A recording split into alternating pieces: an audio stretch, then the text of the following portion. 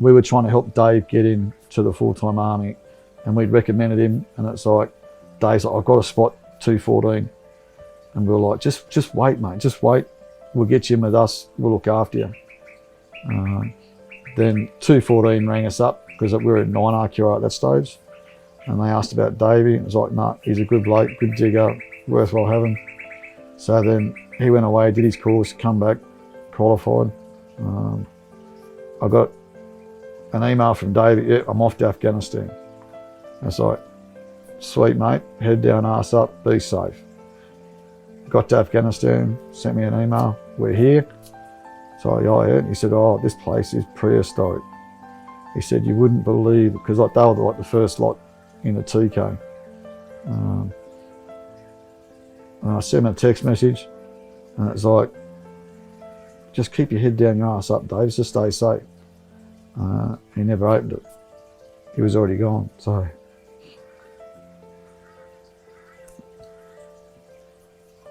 And I got to lay a poppy for Dave. So the memorial in TK, that was huge. That was me saying goodbye. So that was very emotional. So, but that's that one there. So that's the memorial there. Right where the, well, that's the actual cross that,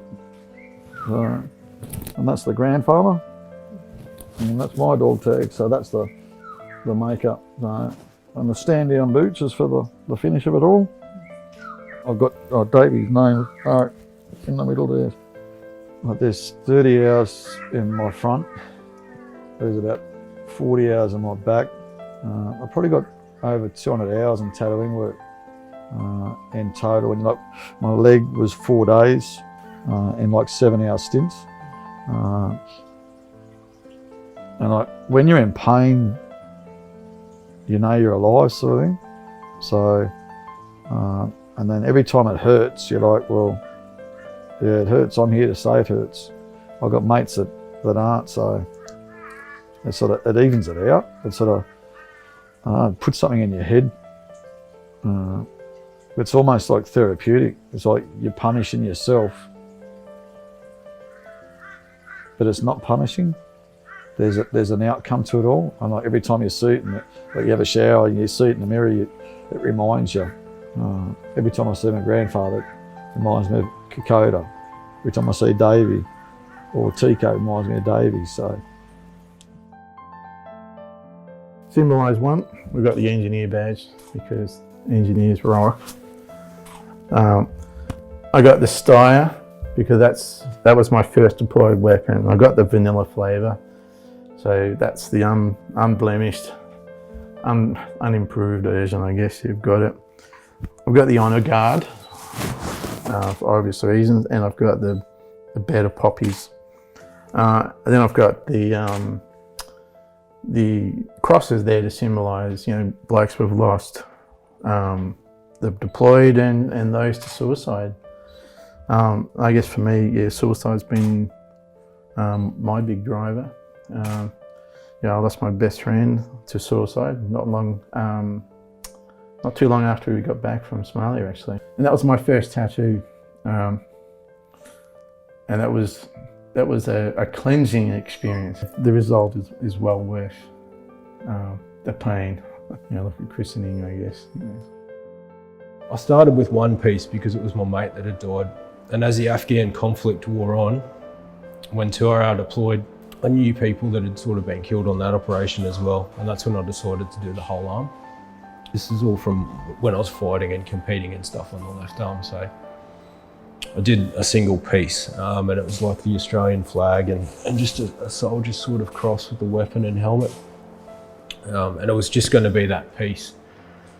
And as I said, I think as the Afghan campaign went on, and you know, you start to have other friends and mates not come home, it just didn't seem enough, if that makes sense. And I just decided to sort of fill in around that and just make it all about them.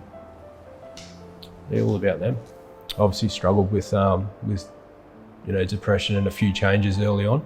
that are pretty well publicised. I've been open and honest about PTSD and mental health and how that was worse than the physical injury. You know, being involved in an incident where my mate had been killed. But yeah, tattooing took on a whole new thing. I mean, it almost became like therapy, if that makes sense. Even my wife says now, like she couldn't get a happy, a sad sort of response out of me. I was just this flat, probably for well over 12 months, to be honest. And you're taking pain meds, and you know what? Some tattoos are good decisions and some are bad when you look back, but that's just a piece of time. Yeah, I wanted to dedicate my whole right arm to my mates, and I sort of started that. And I did a piece on my back as well that as soon as I saw it, it kind of described how I was feeling. It was just, you know, a samurai but surrounded by all these demons, and that's how I was feeling. And I could sit there for 4 or 5 hours, no problem at all. It was like therapy. It made me feel something at least. That's the first step, you know, you're getting out of the house, you're going to a tattoo shop, you're talking to people, you're starting to re-engage, you're actually getting out of the house. Decided to get my medals put on my chest because again, I've earned all of them and they have meaning to me. The saying that's on there is all gave some gave all, meaning that we all gave something. However, some people like Ash gave their life. Ash was only, I think he was 19 or 20, he was only a young guy. He was played hockey for Queensland and they reckon he would have gone on to play for Australia. He was just a talented sportsman. He worked in the topographical section, so we're all in combined team Oruzgan together. So they were the guys that did all the maps and all that sort of stuff for the guys out in the outside stations and all that sort of stuff. And he lived in the room next door to my room. And so we used to see each other every day sort of thing. Play volleyball after knock off at work or go to the gym, play dodgeball or something like that, go and do some weights and stuff. So I got to know him fairly well. And yeah, every day we'd be doing something and then all of a sudden, yeah, bang, that happened. Up the top here is a photo from when we put the 3 coffins on the Hercules to come back to Australia with Ash, Bryce Duffy and Luke Gavin in it. You can see the Padre standing up the front with his hand up as he's giving a sermon in front of the Australian flag there. And then closest to me heart is my Skippy badge with the rising sun, just to be different. Everybody seems to have a Skippy badge or a rising sun, so I just got designed with both of them. So Chris Cash, he I think it was after that first contact, most of the dudes in my section, he never tattooed before ever. Someone sent him over a tattoo gun, and so we all got infidel tattooed on us on different places. I got mine on my thigh. So I think 2 dudes went before me, so he got a little bit of practice before he got to my leg, so it was all good. But I got a bit high so no one could see when I got home. Yeah, that's what they call us over the radio. So we take it as a compliment, I guess.